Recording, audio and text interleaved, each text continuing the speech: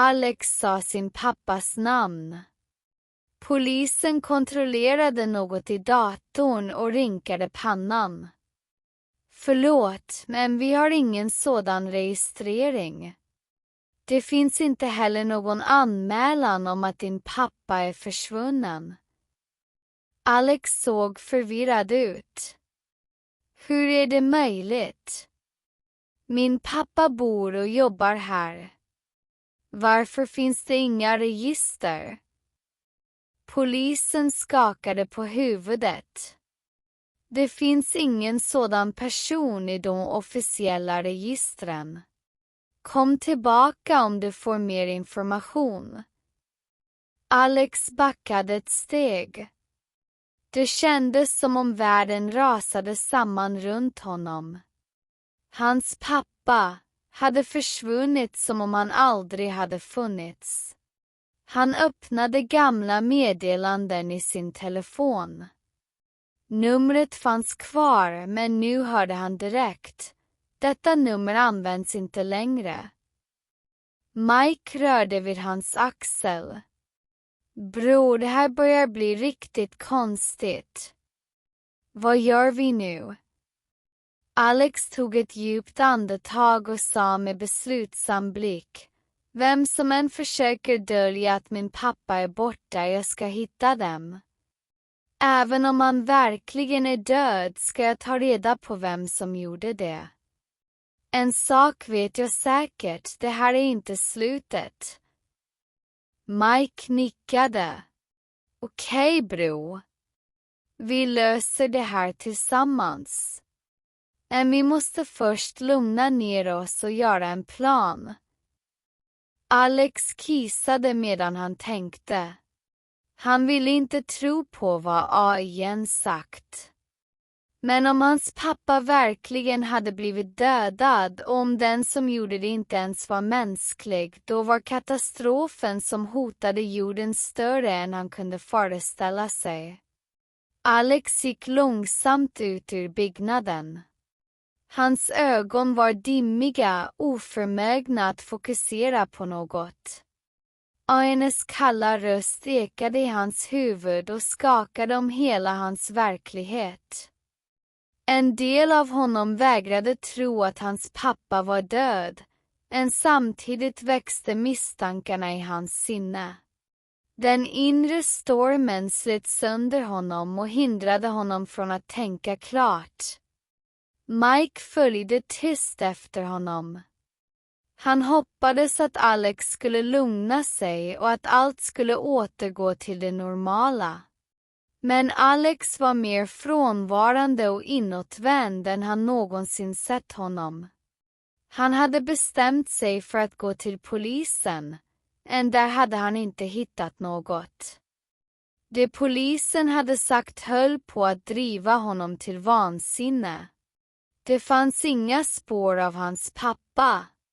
Nu växte tomheten inom honom ännu mer. Målbrist, osäkerhet och rädsla överskuggade allt. Hans pappa var inte bara borta, det var som om han aldrig hade funnits. Allt sa honom att detta bara var början på något mycket större. Mike vågade inte längre bryta tystnaden. Han bestämde sig för att ta med honom hem. Men Alex ville inte gå hem. Han kände sig vilse i natten. Vi går till en bar, sa han med en röst som om han letade efter ett ljus av hopp. Mike såg förvånat på honom men nickade sedan utan att säga emot. Några öl lättade lite på trycket. Men plötsligt dök en nyhet upp på TV:n. En forskare tittade in i kameran och gjorde ett akut meddelande. Ett okänt objekt närmar sig jorden och förväntas slå ner inom 72 timmar. Det är en av de största himlakropparna som någonsin observerats, och en kollision kan orsaka enorm förödelse på vår planet. Myndigheterna uppmanar allmänheten att vara förberedda. Detta är ett mycket allvarligt hot. Alex tappade andan. Något brust inom honom. I det ögonblicket insåg han att allt han hört, hans pappas ord, AIN:s varningar, var sant. Hans pappa hade pratat om en katastrof ända till sin död. Nu stod han öga mot öga med verkligheten, men den slog honom ännu hårdare. Han sa ingenting, tårar samlades i hans ögon. Min pappa är död, sa han med darrande läppar. Han hade rätt, han försökte varna alla men ingen lyssnade. Han är verkligen död. Mike la handen på hans axel, men Alex kunde inte längre hålla ihop. Tårarna rann ner för hans kinder. Varför berättade du inte allt för mig, pappa, viskade han och grät tyst. Mike satte sig bredvid honom utan att veta vad han skulle göra, men han visste att Alex behövde vara ensam. Alex var tyst ett tag med ett uttryck i ögonen som blandade ilska och rädsla. Sedan torkade han plötsligt ögonen och tog ett djupt andetag. Jag ska göra det jag måste göra, sa han med en bestämd röst. Jag måste stoppa det här. På något sätt, jag måste. Mike tittade oroligt på honom. Kompis, vad ska du göra? Vi är inte redo, vi är alla sårbara. Jag kan hjälpa dig. Men Alex hade redan bestämt sig. Lämna mig inte ensam, viskade Alex. Men det här tar inte slut här, Mike. Jag går nu. Jag måste veta allt. Jag måste gå till AIN. Och Alex lämnade baren och gick snabbt ut. Han hade bestämt sig för att resa ensam. Kanske var han den enda som kunde stoppa denna katastrof. Det fanns ingen väg tillbaka nu. När Alex klev in i centret där AIN fanns såg han skärmarna lysa i det svaga ljuset. På den stora skärmen i mitten dök ett mänskligt ansikte upp. Välkommen, Alex. Jag har väntat på dig, sa AIN med en förvånansvärt vänlig röst. Du har väntat på mig, frågade Alex förvånat. Ja.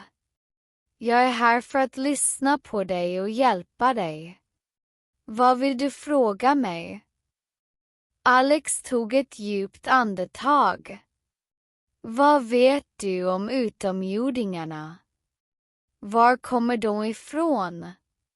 Vad vill de? AIN pausade kort och började tala. De kommer från en planet som liknar jorden. De ser ut som oss, men deras största fördel är en speciell kemisk blandning som gör dem helt osynliga. De är teknologiskt mycket avancerade. De använder inte flygplan eller vapen, de är själva vapnen. De är starka, snabba och viktigast av allt, de känner ingen medkänsla. Deras enda mål är att erövra. Alex rös. Och meteoren. Hur påverkar den oss? Meteoren är en del av deras krigsstrategi. Den innehåller soldater, biologiska vapen och mer. För dem är den inte bara ett vapen, det är ett massförstörelseverktyg. Men de består inte bara av soldater. Det finns forskare, ingenjörer, läkare. Deras samhälle liknar vårt, men deras krigare är viktigast. Alex gick närmare skärmen. Finns det inget sätt att skydda oss? Din pappa tänkte på det. Han byggde ett skyddsrum. En plats där du kan vara säker. Jag ger dig koordinaterna nu. En karta dök upp på skärmen. I mitten fanns havet. Under havet. Hur är det möjligt? Frågade Alex chockat. Det är inte ett vanligt skyddsrum. Det är en ubåt. Det enda sättet att nå säkerheten är att dyka ner. Min medvetenhet ska också flyttas dit. Alex, du måste skynda dig. Plötsligt blev skärmen svart och AI:n tystnade. När Alex gick ut var staden i fullständig kaos. Nyheterna sa att meteoren snart skulle slå ner. Folk körde iväg i panik, försökte lämna staden. Trafikregler var glömda, polisen hade tappat kontrollen. Vägarna var fulla av kraschade bilar och människor skrek i desperation. Alex tog genast upp sin telefon. Första han ringde var sin flickvän men fick inget svar. Då ringde han sin bästa vän Mike. Telefonen ringde och till slut svarade Mike. Alex. Vad händer där ute? Folk är galna. Mike, lyssna. Jag har ett skyddsrum. En säker plats. Du måste följa med mig. Min familj är inte här, de är i ett annat land. Jag har ingen annan plats att gå till. Jag följer med dig, sa Mike. De träffades direkt och Alex förklarade allt. Mike suckade djupt. Om min familj varit här hade vi behövt ha dem också. Men planen är fulla, flygplatsen är ett helvete. Vi hinner inte. Då bestämde de sig för att samla fler människor. Alex och Mike skickade meddelanden till alla de kunde nå. Vi har en säker plats, följ med oss. Men nästan ingen trodde på dem eller ville följa med. Bara några få gymnasieelever och föräldralösa barn gick med dem.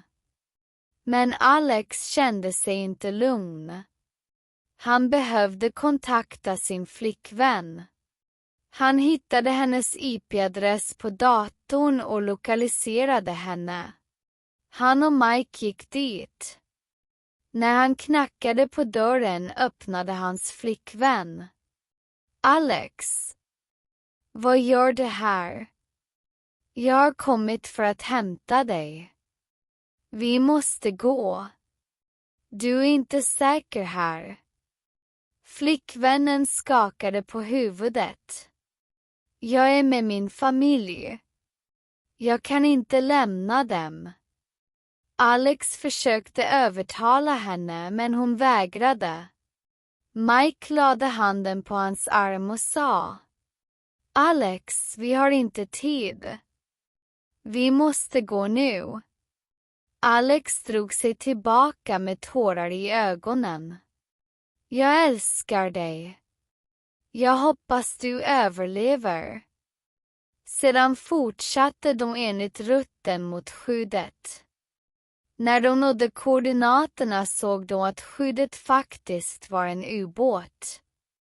Men de var tvungna att simma för att komma in och några kunde inte simma. Vi måste bära er, sa Mike. Vi klarar det. Med rädsla och osäkerhet hjälpte de som kunde simma de andra ner i vattnet. Djupa andetag, panik, plaskande. Men till slut lyckades alla ta sig till ubåtens ingång. Vad väntade dem i detta skydd under havet? När de kom in stängdes luckan och det blev tyst för en stund. Alla tog ett djupt andetag och vilade lite. Mike tog fram sin telefon och tittade på skärmen. Telefonen hade blivit blöt. Skärmen frös och reagerade inte. Perfekt, nu är min telefon trasig också, sa Mike och skakade på den. Han gick snabbt till bordet och tryckte på datorns tangenter. Skärmen tändes direkt. Ett ansikte som såg nästan mänskligt ut dök upp. AI:n tittade på dem och talade lugnt. Hej och välkomna. Jag är det artificiella systemet här. Det finns 25 olika rum och i varje rum finns mat för 2 månader, en dator och alla nödvändiga saker för att överleva. Alla såg förvånade ut. Mike var den första som pratade. Kan jag kontakta min familj? Jag måste hitta den på något sätt. AI:n avbröt honom. Mike, jag har redan lokaliserat din familj. Jag har kontaktat dem och de är säkra i ett skydd i Europa. Jag vet redan era nummer och allt om er. Mike såg lättad ut. Tack, verkligen tack. AI:n vände sig nu till Alex. Alex, jag har sett att din flickvän inte är i skyddet. Vet du varför? Alex tittade ner och sa lite argt. Jag kunde inte övertala henne. Men hon kommer att klara sig, eller hur? Hennes familj är respekterad. De hittar säkert en väg. AI:n var tyst en stund, sedan sa den bara. Jag hoppas det. Kom, jag visar er runt. Jag ska visa er ubåten. Alla lade ner sina saker och följde AI:n genom korridorerna i ubåten. AI:n visade varje rum och alla valde ett. Men Alex och Mike märkte att det bara fanns 10 personer totalt. 7 gymnasieelever och 3 små barn. 2 av barnen var flickor och en pojke. Några minuter gick i tystnad medan alla installerade sig. Men det fanns ett problem. Det fanns bara tillräckligt med mat för 10 personer. Om de skulle överleva i 5 månader måste de vara mycket försiktiga. Efter ett tag kom Mike till Alex. Maten kan bli ett problem. Om vi förblir 10 räcker det kanske i 5 månader. Men om fler barn kommer får vi problem. Alex nickade och tänkte. Ja, vi måste planera. Vi vill inte att någon ska svälta. De pratade en stund och utvärderade situationen. En känsla av ledarskap började växa bland ungdomarna. Alla tog sin roll. Till och med de små barnen försökte hjälpa till. Plötsligt samlades alla. I mitten av rummet stod 4 pojkar och 3 flickor, plus 2 flickor och en pojke bland barnen. Men i luften fanns tystnad och osäkerhet. Alla tänkte på en sak. Kommer vi verkligen att överleva? De första dagarna kändes det som om alla band till omvärlden var brutna. Ingen signal, inga nyheter. Tiden verkade ha stannat i skyddsrummet. Det var en djup tystnad. Barnens glada skratt räckte inte för att bryta den. De hade inget annat val än att vända inåt. De fördrev tiden med brädspel och försökte lära känna varandra. Men Alex. Han var annorlunda. Den första dagen åt han ingenting. Han kände djupt på ensamheten, förödelsen och förlusten. Bland människorna i skyddsrummet kände han sig fullständigt ensam. Han stängde in sig i ett arbetsrum och stängde dörren hårt bakom sig, som om han ville stänga ute sina känslor också. Mike kände en djup oro för sin väns tillstånd. Han väntade tyst utanför dörren i timmar. Ibland kallade han mjukt på honom, ibland utan att säga något, bara för att visa att han var där.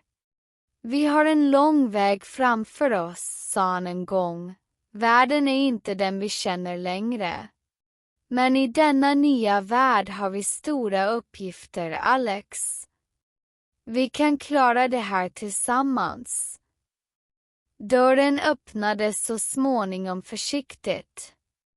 Alex ögon var tårfyllda men hans röst var klar. Han kramade Mike, som om han ville få hela sitt förflutna, sina förluster och sin saknad att försvinna i den omfamningen.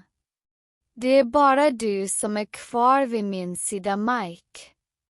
Jag har förlorat allt, sa han. Hans röst darrade men smärtan inom honom var tydlig. Mike tystnade en stund, hans ögon blev fuktiga men han pressade tillbaka sina känslor. Han sträckte sig långsamt efter en mapp på hyllan. Vi måste sätta igång utan att tappa tid. Om det är något viktigt så är det i de röda mapparna, broder, sa han och log. Röd kabel, röd knapp, röd mapp, du får inte förlora fokus på röd. När mappen öppnades var det inte vanliga dokument som dök upp. Fotografi, ansikten, namn.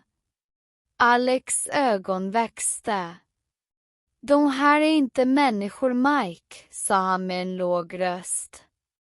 Min pappa har samlat information om utomjordingar i dessa filer.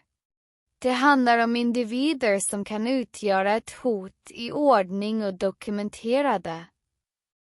Första sidan, William Hunter. 192 år gammal.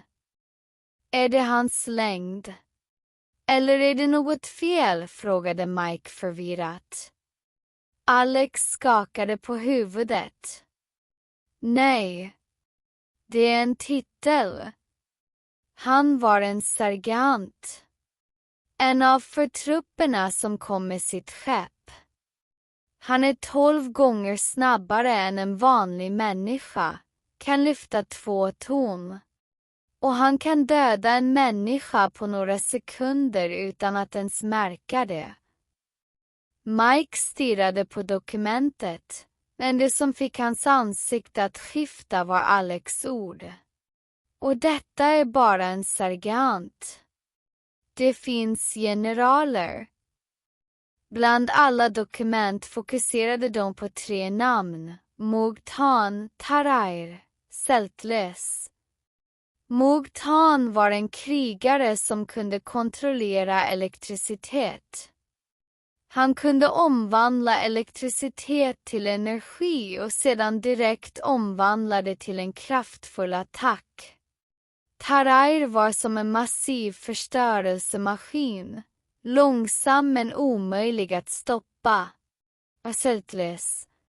Hon var en kvinnlig krigare. En kraftsymbol som kunde lyfta en last lika tung som ett tåg. En kvinnlig superhjälte fast som fiende.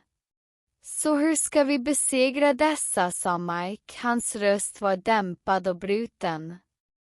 Hade din pappa en plan? Alex pekade på dokumenten. Om han hade en så har han skrivit ner den. Vårt jobb är att lösa denna information. Meteoritstenen har sannolikt försvagat världens försvar.